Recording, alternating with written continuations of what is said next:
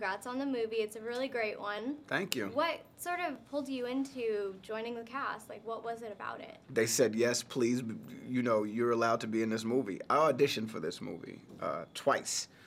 What does that screen test look like? Like, what did you have to do? The screen test is just me coming in holding a wrench, pretending I'm Dr. Gravity, and messing around with voices and trying to be tough and stuff.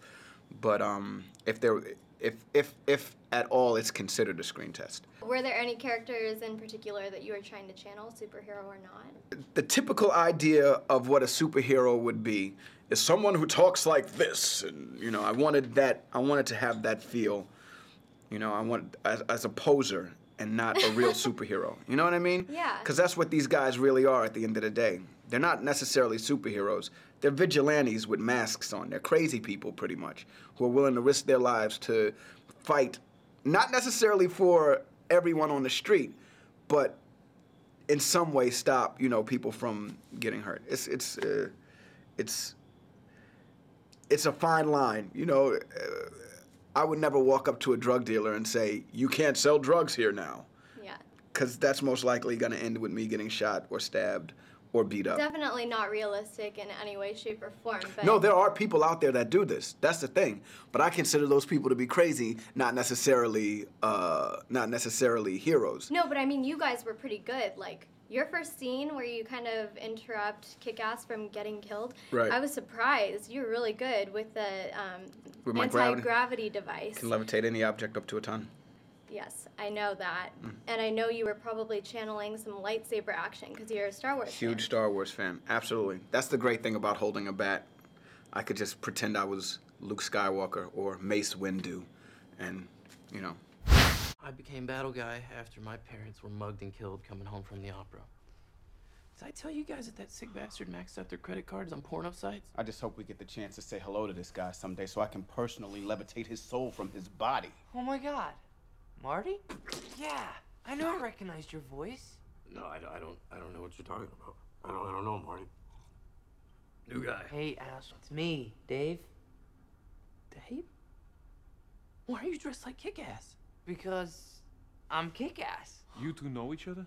Yeah, like since we were 5. It's all this bullshit about your parents getting killed. Yeesh. Language.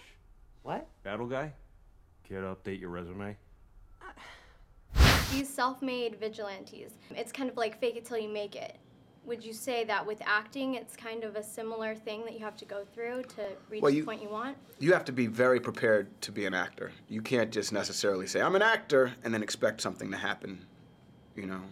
You have to be very prepared, and you have to have great timing, and there's a lot of luck involved, you know what I mean? Very true. Being a vigilante, you can literally say, "I'm going to be a vigilante," and and go out on the street and try and stop crime. The chances of you succeeding and winning are, you know, it's a toss-up. It depends on who you run into. But as an actor, you can't just say, "I'm an actor," and, you know, walk the walk, and it happened. It doesn't work that way.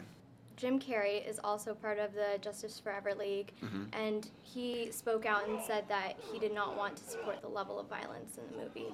So for you, I know you're a father yourself, was there any sort of concern with the violence, or do you see it as more of just the fiction and the comic book satire, that sort of thing? I definitely see it as fiction. I definitely see it as a comic book fantasy.